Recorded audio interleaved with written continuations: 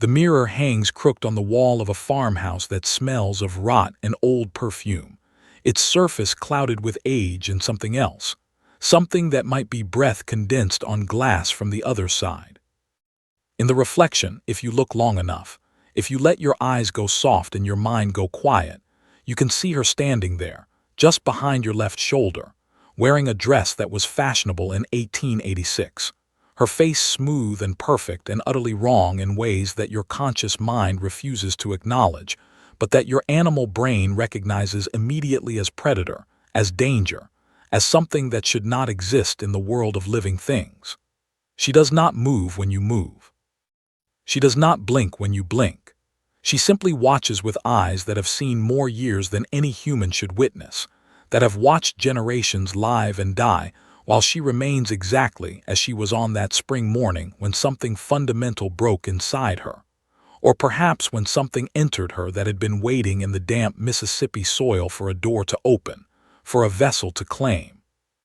The oldest residents of Whitewood County, those few who remain and who remember the stories their grandparents whispered, will tell you that she is still there, in that house, in that mirror, in the spaces between heartbeats where time moves differently. They will tell you that if you say her name 3 times while looking in any mirror after midnight, she will appear behind you, and she will ask you a question, and depending on how you answer, you will either wake the next morning having aged 30 years overnight, or you will join her in that place where she exists, forever young, forever beautiful, forever trapped in the moment when mortality lost its claim on her flesh but not on her soul. Welcome to this channel. Today we step into a case that is not just difficult to understand, it reshapes the meaning of fear itself. Like the video, subscribe to this channel and tell me in the comments, where are you watching from? The record begins on April 17, 1886, in the town of Whitewood, Mississippi, a place of modest prosperity built on cotton and timber, where 200 souls lived in uneasy harmony with the swamp that surrounded them on 3 sides, a vast expanse of cypress and standing water that the locals called the Drowning, though no one could quite remember why it bore that name or what had drowned there to deserve such a designation. The town had one main street, a Baptist church with a steeple that listed slightly to the east, a general store that served as post office and social hub, and perhaps 40 houses ranging from modest cabins to substantial homes belonging to the merchants, and the one doctor who served the entire county. Among these homes was the Ashford Estate, a 2-story structure of whitewashed wood with a wraparound porch and 6 chimneys, built by Jonathan Ashford in 1872 with money earned from cotton speculation, and what some whispered was less legitimate trade conducted along the river under cover of darkness. Jonathan had married in 1874, taking as his bride a woman named Eliza Morrow, who came from New Orleans with a dowry that included cash, jewelry, and rumors that followed her family like shadows, whispers about practices that good Christians should not acknowledge, about knowledge passed down through generations of Creole women who understood the hidden mechanisms of the world, who could speak to things that dwelt in the spaces between here and there. Eliza was 22 when she married Jonathan, who was 45, and by all contemporary accounts, she was a woman of extraordinary beauty, with dark hair that fell to her waist when unbound, eyes so pale they appeared almost colorless in certain light, and skin that one witness described as having the quality of porcelain, smooth and cool, and somehow reflecting light in a way that made her seem to glow from within.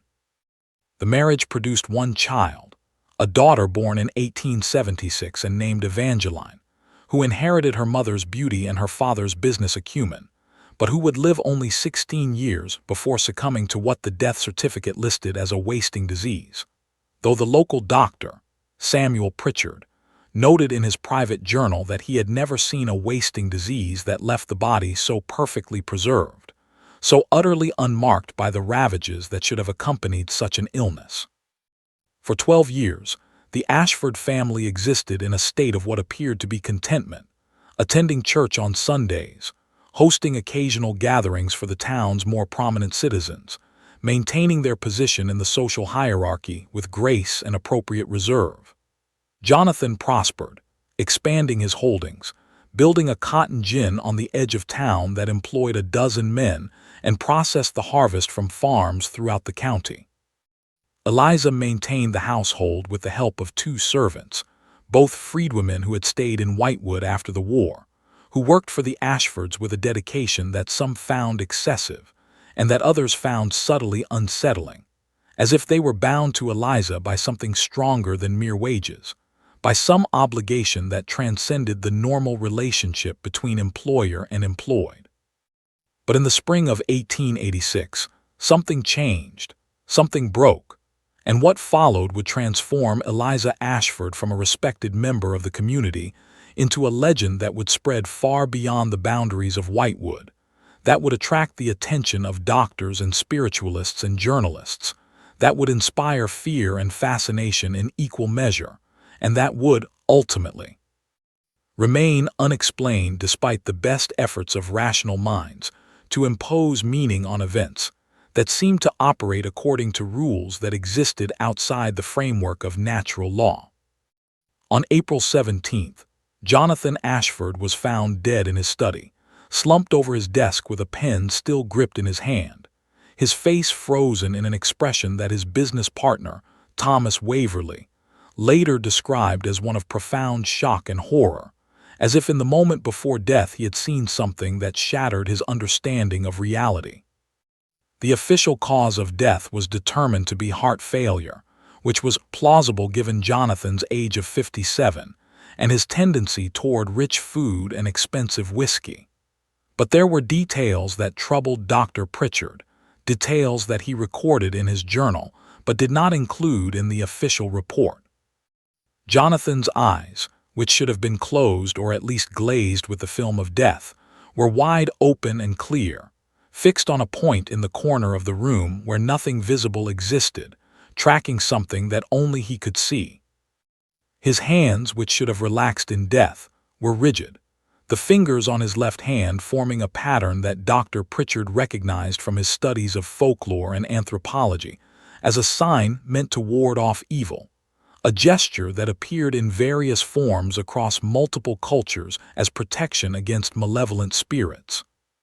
Most disturbing, Jonathan's body had already begun to show signs of advanced decomposition when Dr. Pritchard arrived only 4 hours after death was reported, the flesh already taking on a gray pallor and a softness that suggested days rather than hours had passed.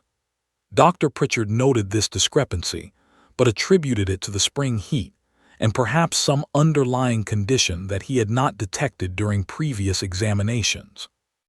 He signed the death certificate, offered his condolences to Eliza, who received the news with a composure that was either admirable or unsettling depending on one's perspective, and assumed that the matter was closed.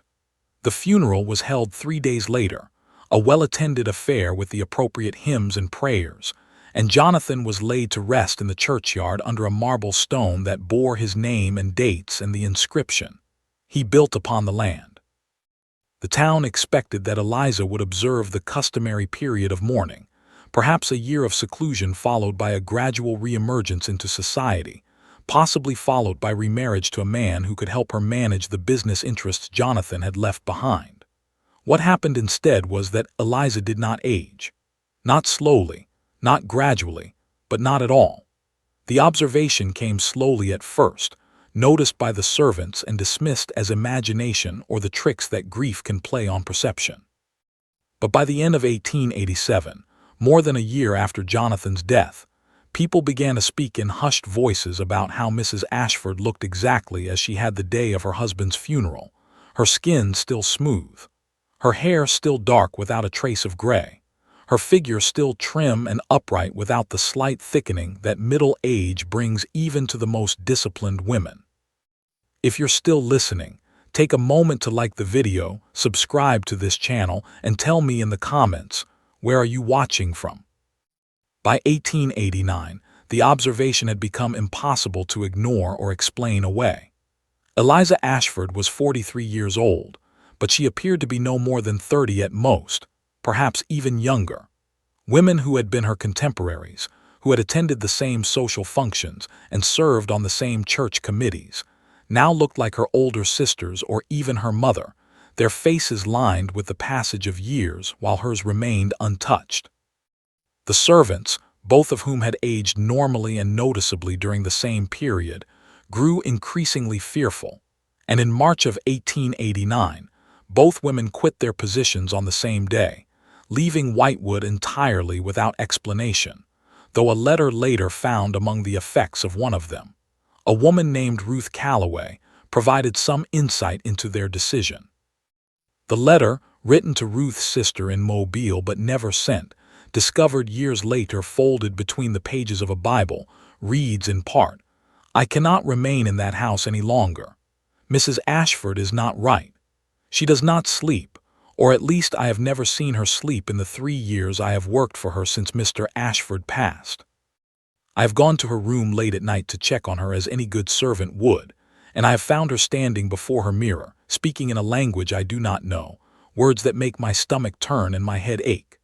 The mirror shows her reflection, but sometimes, if I look from the corner of my eye, the reflection does not match her movements. It moves on its own, or perhaps she moves and the reflection stays still. I cannot tell which is true, and that uncertainty terrifies me more than I can express." She does not eat, the letter continues. "I prepare meals as I always have, and I set them before her, and she goes through the motions of dining, lifting fork to mouth, chewing, swallowing. But the food on her plate never diminishes. I have watched carefully, and I swear before God that the amount of food present when I serve her is the same amount present when I clear the plates away. The food simply sits there, untouched despite all appearance to the contrary, and yet she does not grow thin or weak. She remains exactly as she was, unchanging, unfading, as if she has stepped outside the river of time that carries the rest of us toward death and has found some way to stand on the shore, watching as we are swept past her. I fear her. I fear for her. I fear what she has become or what has become of her. I will not stay. I will not bear witness to this any longer." With the servants gone, Eliza lived alone in the large house, maintaining it herself with a meticulousness that suggested she had nothing else to occupy her days, which in fact she did not, having been gradually excluded from the social life of the town, as her unchanging appearance made others increasingly uncomfortable. The church stopped sending her invitations to functions. The ladies' auxiliary accepted her resignation without protest when she offered it, though she had been a founding member. The merchants in town continued to serve her, but with a formality that bordered on coldness, taking her money but avoiding unnecessary conversation, completing transactions with haste and clear relief when she departed their establishments. Newspapers from surrounding towns began to take notice. The Vicksburg Evening Post ran a story in November of 1890 titled, "The Woman Who Will Not Age, Medical Marvel or Hoax."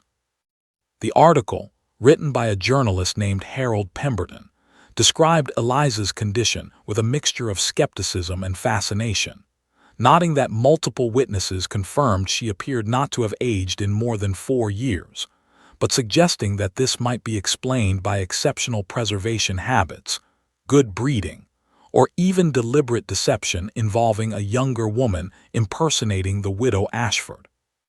The article attracted attention from medical professionals, including Dr. Marcus Feldman, a physician from Philadelphia who specialized in diseases of aging and who had published several papers on the biological mechanisms of senescence.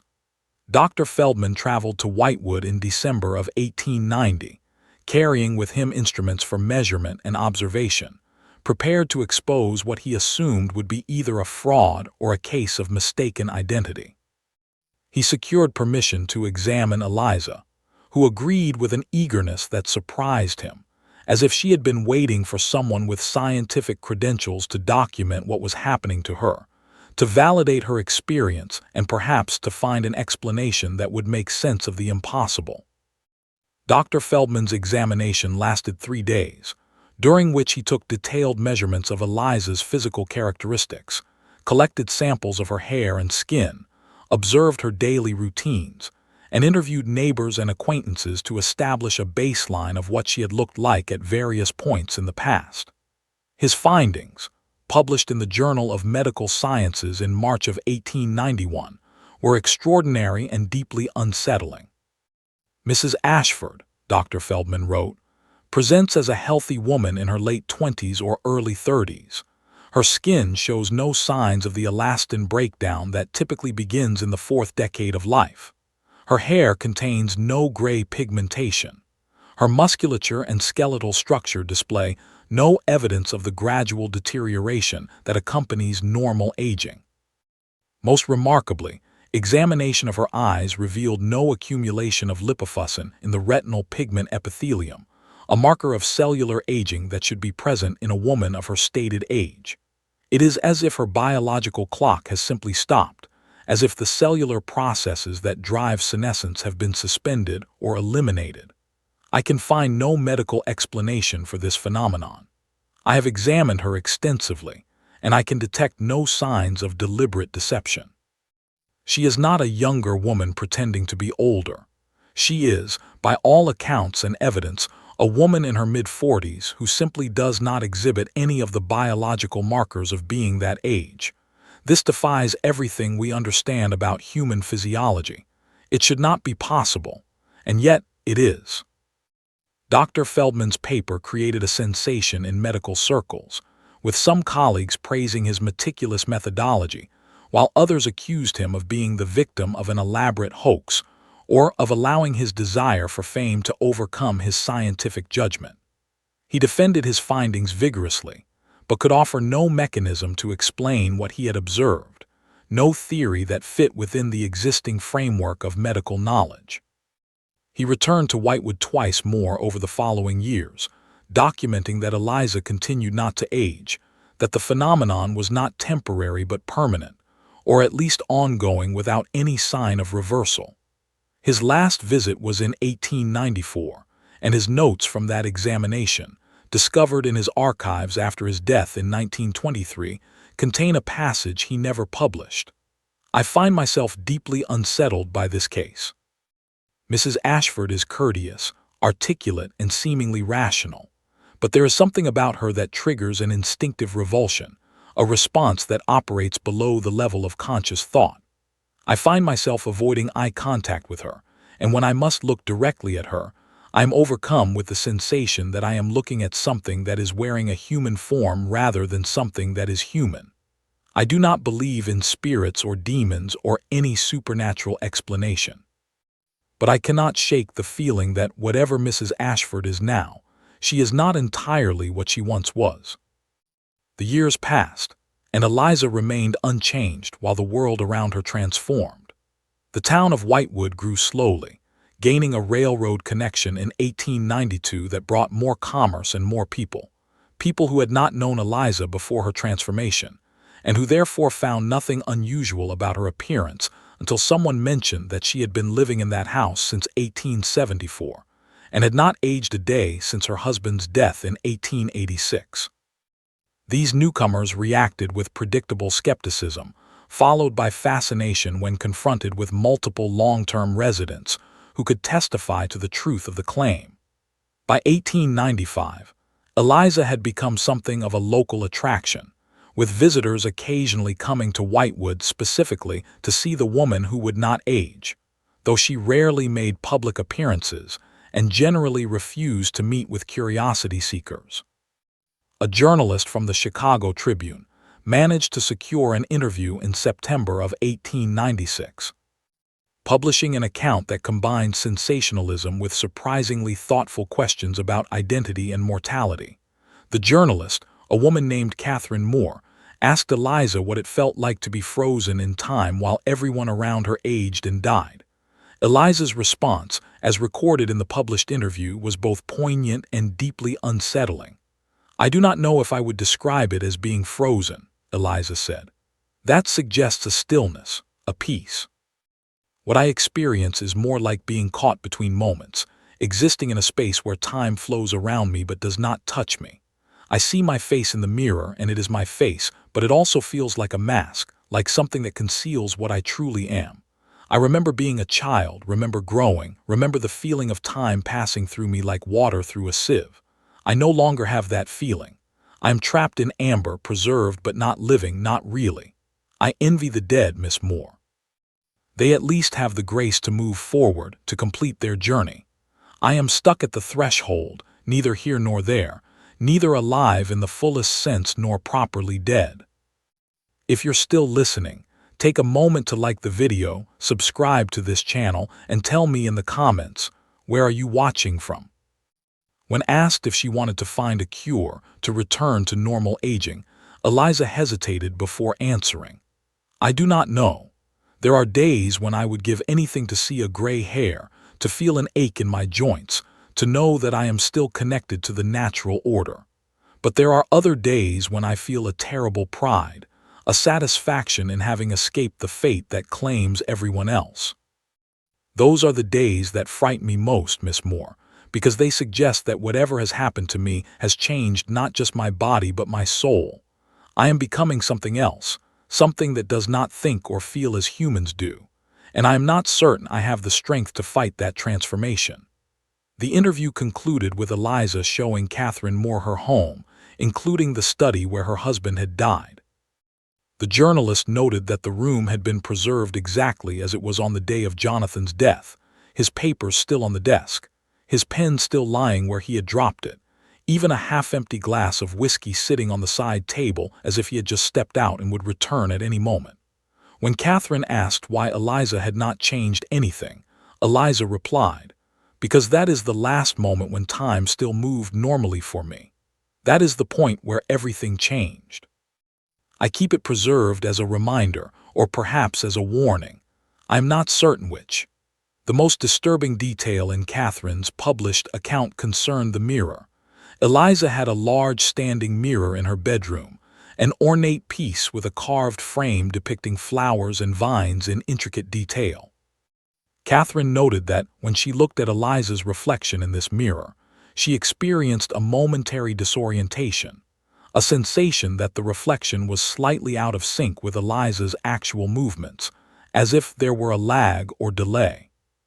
She dismissed it as a trick of the light or fatigue from travel, but she noted it nonetheless, and readers wrote to the Tribune in surprising numbers to report that they had experienced similar phenomena with mirrors in their own homes, that they sometimes felt their reflections were not quite aligned with their movements, that they saw in their reflected faces expressions they were not making, emotions they were not feeling. The turn of the century came, and Eliza Ashford stood in her home on New Year's Eve of 1900, now 54 years old and appearing still to be no more than 30, looking out her window at the town celebrating below, watching fireworks launch from the church grounds, hearing the sounds of revelry that would continue until dawn, and feeling nothing but a vast emptiness, a knowledge that she would see another century turn and another after that, while everyone she had known, everyone she had loved or even merely recognized, would be dust and memory. She had already outlived most of her contemporaries. The women who had been her friends in the 1870s and 80s were now elderly or dead, their daughters grown and married, their granddaughters beginning to have children of their own. 3 generations had passed in the time that Eliza had not aged a day. In 1903, a curious incident occurred that deepened the mystery and added a supernatural dimension that even the most rational observers found difficult to dismiss. A young woman named Sarah Whitmore came to Whitewood from Jackson, seeking out Eliza after reading about her in one of the many newspaper accounts that continued to appear periodically. Sarah was 24 years old and claimed to be experiencing a similar phenomenon, though in reverse. She had begun aging rapidly, her body showing signs of advanced deterioration despite her youth. She appeared to be in her 60s, with deeply lined skin, gray hair, and the stooped posture of extreme age. Multiple doctors had examined her and found no medical explanation. Sarah believed, based on research she had conducted into folklore and occult practices, that her condition and Eliza's were connected, that they represented opposite sides of a single phenomenon, that somehow the aging that should have happened to Eliza was happening to Sarah instead. Eliza agreed to meet with Sarah, and the encounter, witnessed by Dr. Pritchard, who had continued to observe Eliza's condition over the years, was documented in his journal with a mixture of clinical detachment and poorly concealed horror. The two women sat in Eliza's parlor, facing each other across a small table, and according to Dr. Pritchard's account, the air in the room seemed to thicken, to become difficult to breathe, as if some invisible force were building pressure. Sarah reached across the table and took Eliza's hands, and both women gasped simultaneously, their eyes widening with what appeared to be shared vision or realization. They sat frozen like that for perhaps 30 seconds, though Dr. Pritchard noted that it felt much longer, time seeming to stretch and distort in a way that made him question whether his pocket watch was functioning correctly. When the women finally released each other's hands, Sarah began to weep, tears streaming down her aged face, while Eliza sat perfectly still, her expression blank and empty. "I see it now," Sarah said, her voice shaking. "I understand what you are, what you've become. You're not alive anymore, not really. You're something that learned to wear life like a coat, to mimic it so perfectly that even you believe the lie. But underneath, you're empty. You're a hollow space shaped like a woman, and you maintain that shape by drawing life from others, from anyone who comes too close, from anyone who opens themselves to you. I opened myself, and you took from me. You took years that belonged to me, added them to the years you've already stolen, and you'll keep taking until there's nothing left to take." Eliza did not deny the accusation. Instead, she asked quietly, "How do I stop? If what you say is true, if I am somehow stealing life, how do I make it cease?" Sarah shook her head. "You can't, because you're not doing it consciously. It's what you are now, the nature of the thing that's wearing your shape. It feeds because feeding is what it does, as naturally as a human breathes. You could no more stop than you could will your heart to cease beating. The only question is whether the part of you that was once Eliza Ashford, that still remembers being human, has the strength to end it, to destroy the vessel before it consumes anyone else." 3 days after this encounter, Sarah Whitmore was found dead in her room at the boarding house where she had been staying.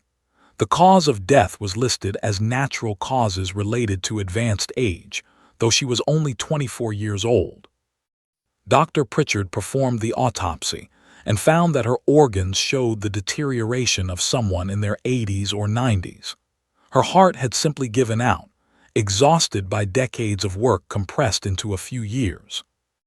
Eliza attended the funeral, standing at the back of the small gathering, and Dr. Pritchard noted in his journal that she appeared unchanged, but that there was something different about her, a quality of sadness or perhaps guilt that he had not detected before, as if Sarah's accusations had awakened some remnant of conscience that still existed within her.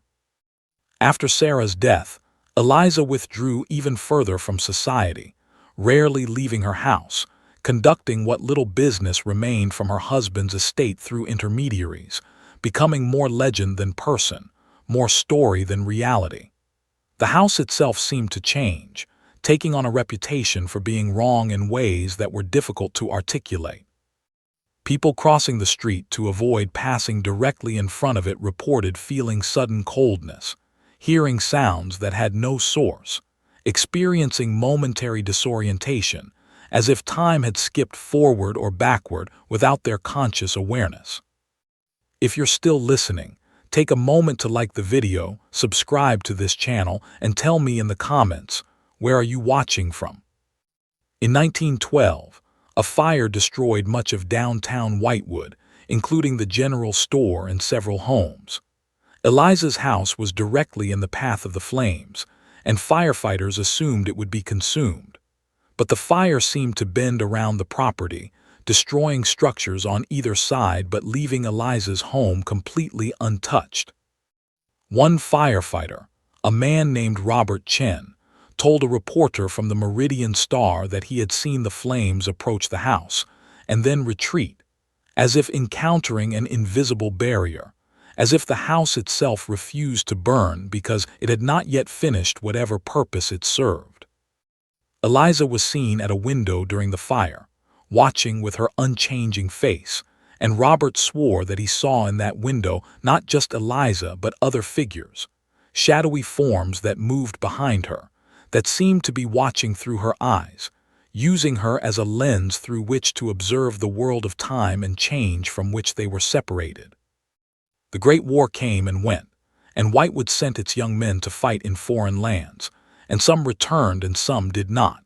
And through it all Eliza remained, now in her 70s but appearing still to be no older than 30, a fixture of the town that younger residents accepted as simply the way things were, while older residents avoided discussion of her, as if speaking her name too often might attract her attention in unwanted ways.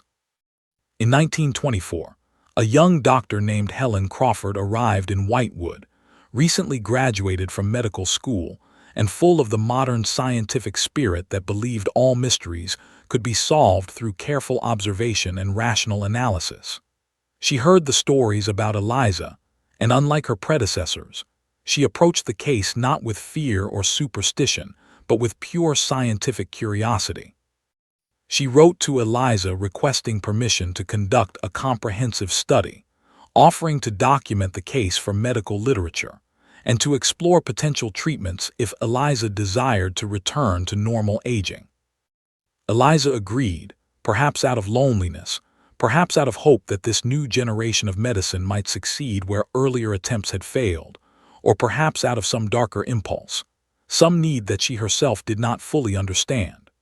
Dr. Crawford began her study in March of 1924, setting up equipment in Eliza's home to monitor vital signs, collecting samples of blood and tissue for analysis, documenting daily activities and behaviors. She spent months living in the house as Eliza's guest, and her journals from this period, preserved in the medical archives at the University of Mississippi, provide the most detailed account we have of Eliza's day-to-day existence and of the subtle wrongness that permeated everything connected to her. Dr. Crawford noted that Eliza maintained a schedule that appeared normal on the surface, but that revealed its strangeness under close observation. She rose at 6 each morning, dressed with care though she had nowhere to go, prepared breakfast that she did not eat, cleaned rooms that were never dirty, read books that she had already read dozens of times. She never showed signs of fatigue, never yawned, never exhibited any of the small physical tells that indicate a body subject to circadian rhythms and the need for rest. Most unsettling to Dr. Crawford was what she called the mirror behavior. Each evening at precisely 9 o'clock, Eliza would go to her bedroom, stand before the large standing mirror, and remain there for exactly 1 hour, motionless, staring at her reflection. Dr. Crawford observed this ritual from the doorway and noted that Eliza's reflection seemed to take on a life of its own during these sessions. "The reflection moves," Dr. Crawford wrote in a journal entry dated June 3, 1924. "It is subtle, almost imperceptible, but I am certain of what I see. Eliza stands perfectly still, but the reflection shifts its weight, tilts its head at slightly different angles, blinks at intervals that do not match Eliza's own blinking. It is as if the reflection is a separate entity, connected to Eliza but not entirely controlled by her. I asked her about this, and she looked at me with an expression I cannot adequately describe, something between amusement and profound sorrow. She told me," the journal continues, "that the mirror is where she goes to meet with what she calls the other ones, the entities that exist in the space between moments, that live in the reflection of the world rather than in the world itself. She said that when her husband died, something opened in her, a crack or fissure, and through that opening these entities entered, or perhaps they called to something already inside her, some potential for immortality that exists in all humans but that is normally kept dormant by the forward momentum of time. She said they gave her a choice, though she does not remember making it consciously, and the choice was to remain as she was forever or to age and die as all humans must. She chose immortality, or some part of her did, and now she pays the price, which is to serve as an anchor point, a place where the boundary between the world of time and the world of reflection remains permanently thin, allowing the other ones to observe, to learn, perhaps to prepare for some future emergence into full manifestation. Dr. Crawford attempted to photograph the mirror sessions using the advanced camera equipment she had brought with her, but the photographs, when developed, showed nothing but Eliza standing alone, her reflection perfectly normal and aligned with her physical position. The strangeness she had observed was not captured by the mechanical eye of the camera, suggesting that it operated on a level that transcended simple visual phenomenon, that it required conscious human perception to be witnessed. In September of 1924, Dr. Crawford began to notice changes in herself. She was aging, but not at a normal rate. She was 28 years old but appeared closer to 40, with fine lines around her eyes, gray streaking her dark hair, a stiffness in her joints that suggested decades of wear rather than years.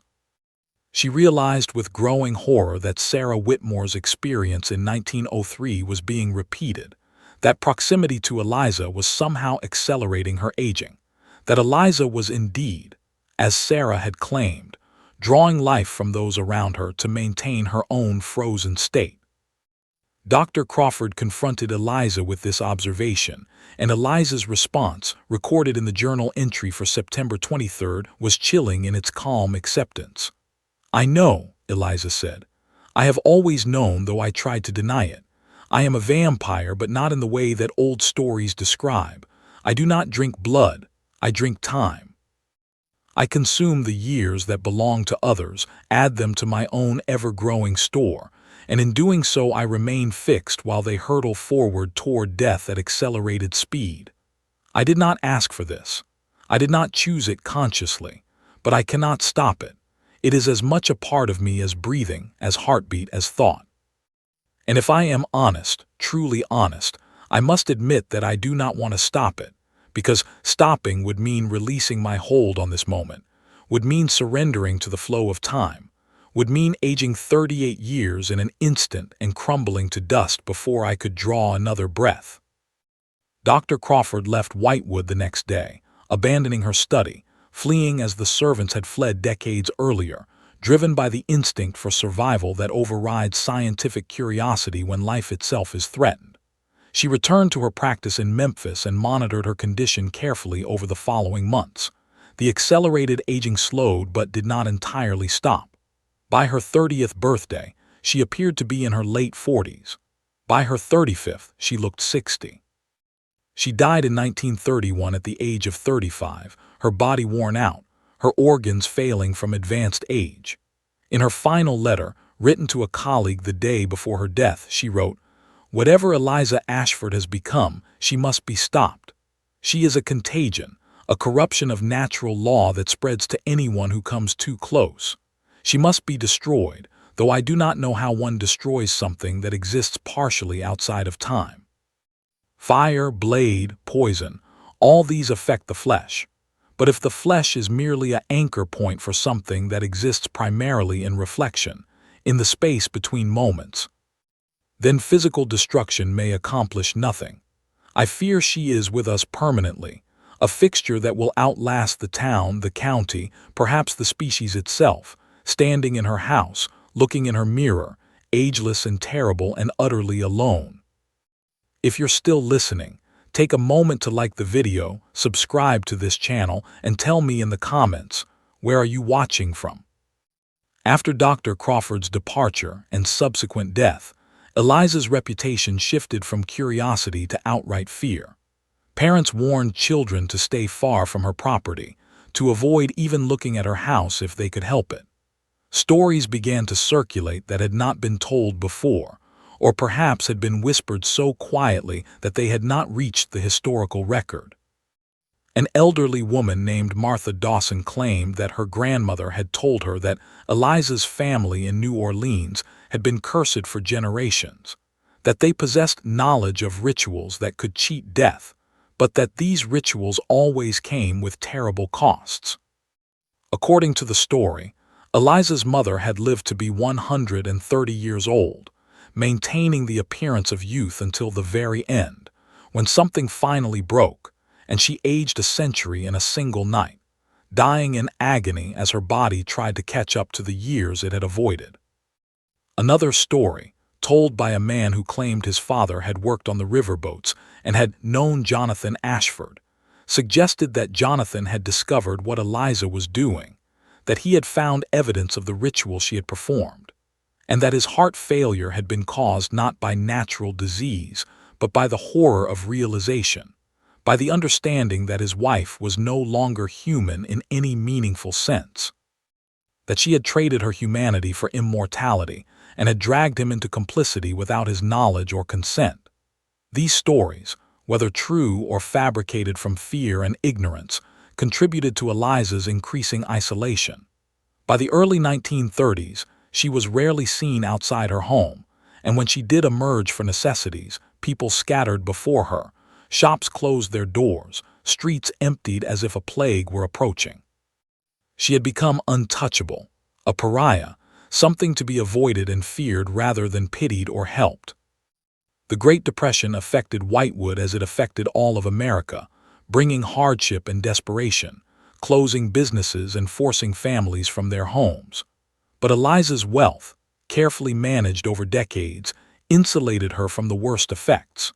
She paid her taxes on time, maintained her property, and continued to exist in her bubble of suspended time while the world outside ground forward through crisis and catastrophe. In 1933, a traveling preacher came to Whitewood, a man calling himself Brother Samuel who claimed to have the power to cast out demons and cure the afflicted. He heard about Eliza and announced his intention to exorcise whatever spirit possessed her, to free her from the curse that had frozen her in time. A crowd gathered outside Eliza's house on a Sunday morning in July, perhaps 50 people drawn by curiosity and the desperate hope that accompanies any promise of miracle. Brother Samuel knocked on Eliza's door, his Bible held high, his voice booming with righteous conviction. "Come forth, demon. I command you in the name of Jesus Christ to release this woman and return to the pit from which you crawled." The door opened, and Eliza stood in the threshold, looking exactly as she had looked in 1886, nearly 50 years earlier. She regarded Brother Samuel with an expression of mild curiosity. "I am not possessed," she said quietly. "I am not cursed.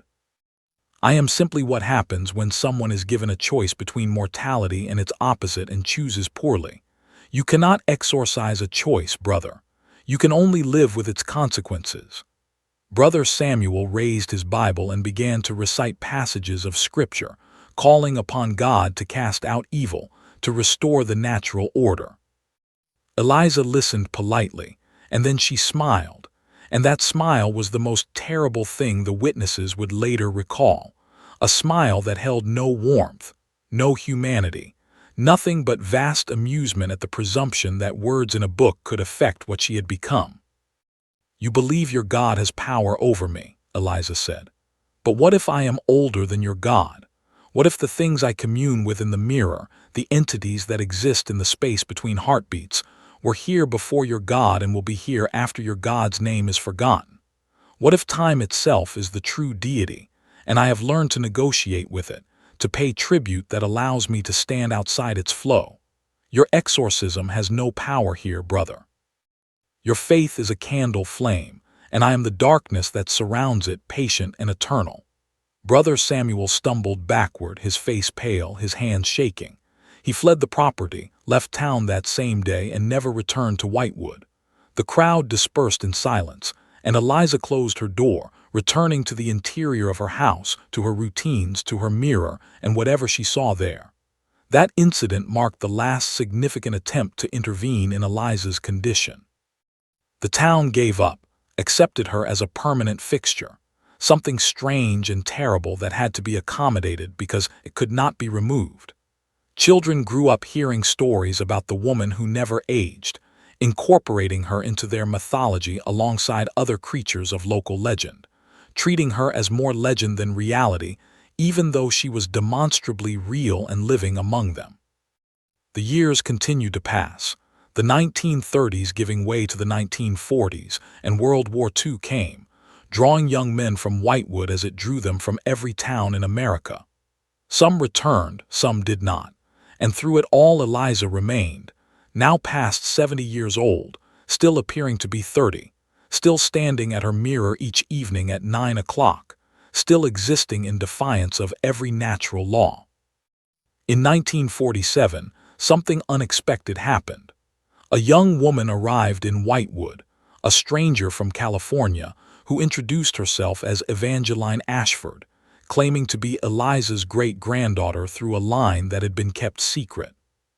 She bore documents, letters, photographs that seemed to support her claim, suggesting that Eliza's daughter Evangeline, who had supposedly died in 1892, had in fact not died but had been sent away, pregnant with a child fathered by a man the family deemed unsuitable. The younger Evangeline had been raised in ignorance of her true heritage, but upon the death of her grandmother, who had maintained the secret, she had discovered letters explaining who she really was and where she came from. She had come to Whitewood seeking answers, seeking connection with the only living relative she had, no matter how strange that relative might be. Eliza received her with something that might have been joy or might have been hunger. It was difficult to tell. The two women sat together in the parlor where Eliza had sat with Sarah Whitmore decades earlier, and they talked through the afternoon into evening.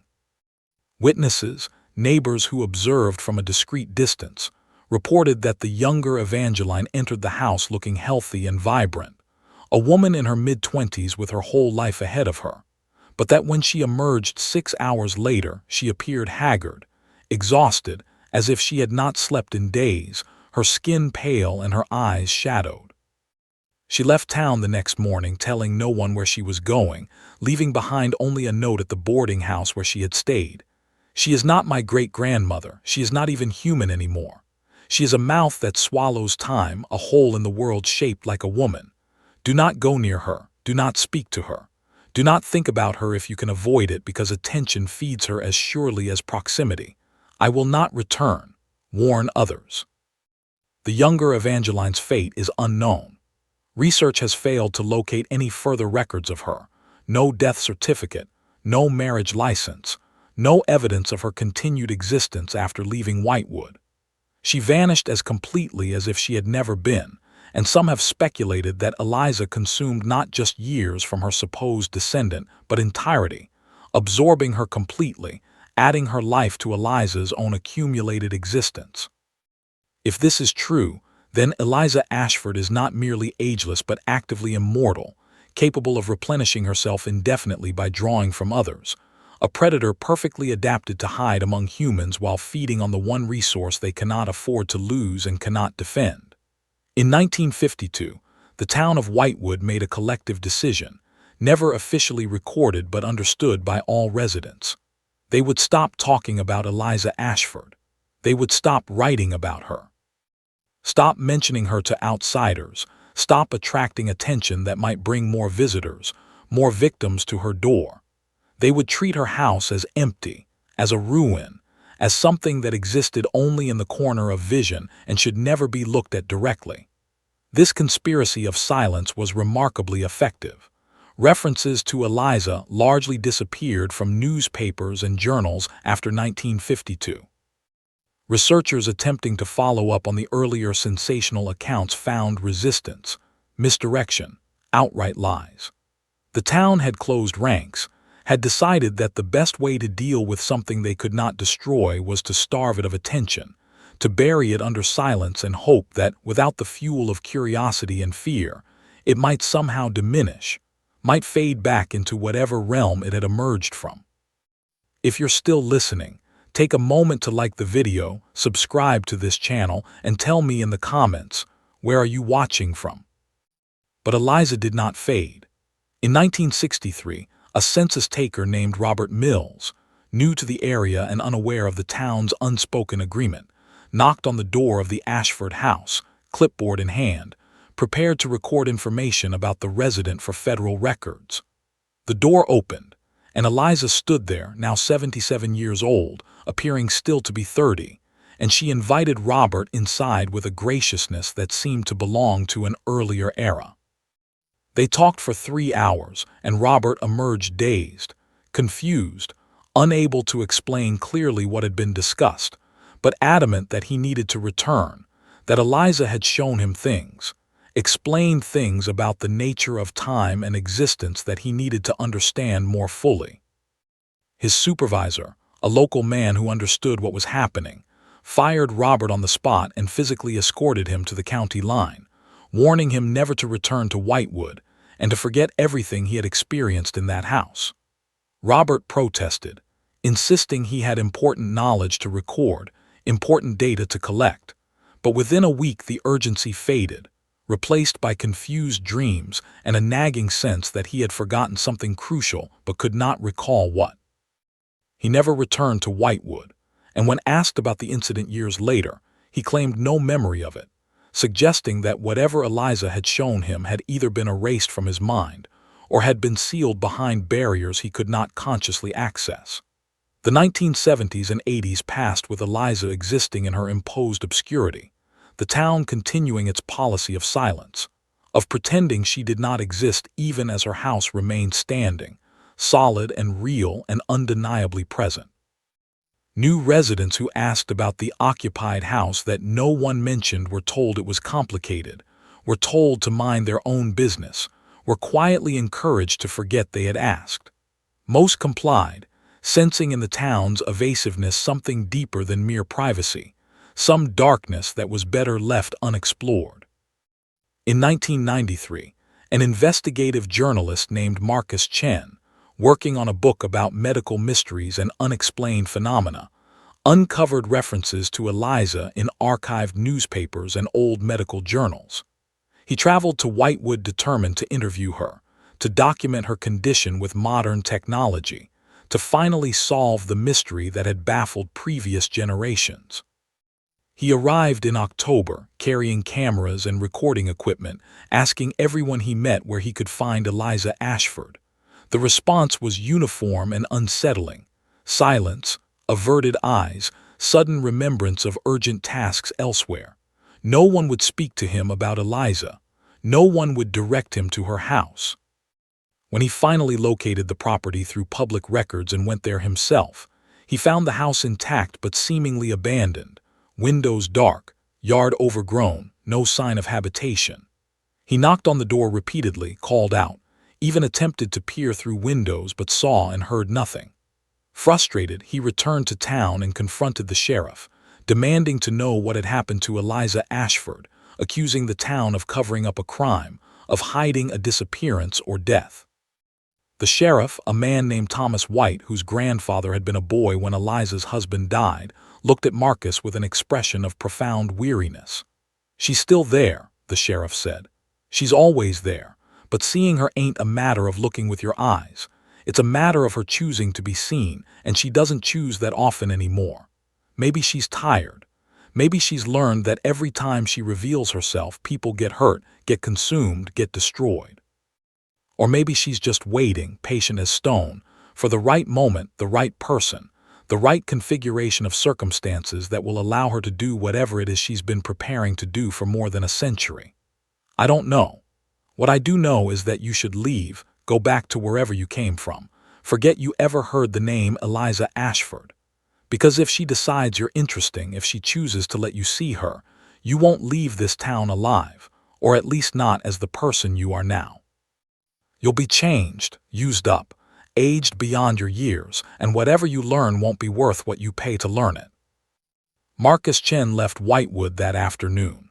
His book, published in 1995, contains no mention of Eliza Ashford or Whitewood, Mississippi, though colleagues who had seen his research notes claimed that an entire chapter had been written about the case and then removed before publication.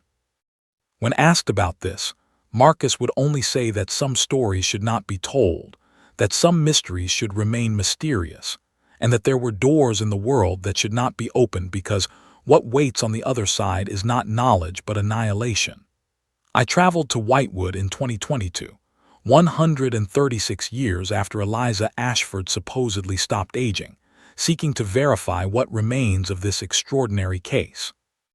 The town still exists, though much diminished, with a population of perhaps 80 people, most of them elderly, most of them related to the families who had lived there in Eliza's time. The Ashford house still stands, visible from the main road, A structure that should be a ruin after nearly a century and a half, but that appears merely old, weathered but solid, its windows intact, its roof still shedding rain. No one lives there according to public records. No one owns it according to property tax documents, the title having become so complicated over the decades that the county has given up trying to resolve it. But lights are sometimes seen in the windows at night, and smoke occasionally rises from one of the chimneys, and people still cross to the far side of the street when walking past, still avoid looking directly at the property, still maintain the silence that has protected them, or perhaps protected Eliza, for more than 70 years. I attempted to approach the house, walking up the overgrown path to the front porch, raising my hand to knock on the door. But I could not complete the action. Something stopped me, not a physical barrier but a sense of overwhelming dread, a certainty that crossing that threshold would cost me something essential, something I could not afford to lose. I stood there for perhaps 5 minutes, fighting the instinct to flee, trying to summon the courage to knock, and then I heard a sound from inside the house, a woman's voice singing something that might have been a lullaby or might have been a dirge, in a language I did not recognize. The voice was beautiful and terrible, and hearing it made my chest tighten and my eyes water, made me think of my grandmother who died when I was young, made me remember with sudden vividness every loss I had ever experienced, every moment when time had taken something precious and left only absence in its wake. I ran. I'm not ashamed to admit it. I ran from that porch down that path to my car, and I drove away from Whitewood as fast as the speed limit and my shaking hands would allow. I have not returned, and I do not intend to return because I understand now what Eliza Ashford is, or at least what she has become. She is not a person. She is a place, a location where the normal rules of existence are suspended, where time pools and eddies instead of flowing, where the boundary between life and death, between present and past, between the world we know and other worlds we cannot comprehend, has worn thin enough to see through, to reach through, perhaps to cross through if one is foolish enough or desperate enough or called strongly enough. The question that remains, the question that has no answer and perhaps cannot have an answer, is whether Eliza Ashford chose this existence or whether it was imposed upon her, whether she is predator or victim, whether the thing that looks out through her eyes is still Eliza, or whether it is something else entirely that has learned to wear her form so perfectly that even it believes the deception. Did she perform a ritual, as some accounts suggest, deliberately trading her humanity for immortality? Or did something happen to her when her husband died, some confluence of grief and horror and perhaps guilt that opened her to invasion by entities that exist outside time, that needed an anchor point in the temporal world, and found in her a vessel too traumatized to resist? The evidence supports both interpretations and neither. What we know for certain is only this. Eliza Mara Ashford was born in 1852 in New Orleans, married in 1874, had a daughter in 1876, and was last officially documented as appearing to be 30 years old in 1993, when she would have been 141 years old. She may still exist in that house in Whitewood, standing at her mirror, communing with the entities that live in reflection, ageless and alone, and utterly beyond any help or salvation we might offer. Or perhaps she has finally faded, has finally released her grip on the moment she has inhabited for more than a century, has finally allowed time to reclaim her, and has crumbled to dust in an instant of accelerated catching up. We cannot know, because Whitewood will not speak, and the house will not admit visitors, and the mirror keeps its secrets locked behind glass and silver, and the accumulated years of a woman who learned to exist outside the stream of mortality, but who paid for that existence with everything that made existence worthwhile.